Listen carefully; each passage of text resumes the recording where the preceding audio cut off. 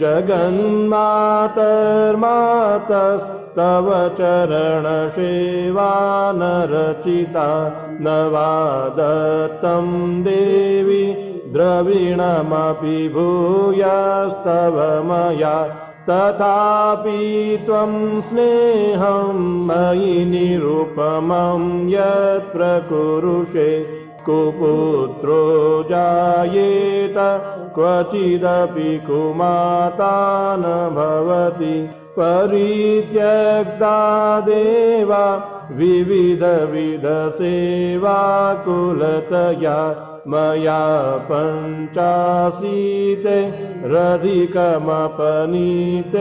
तु वयसि इदानीं चेन्मातस्तव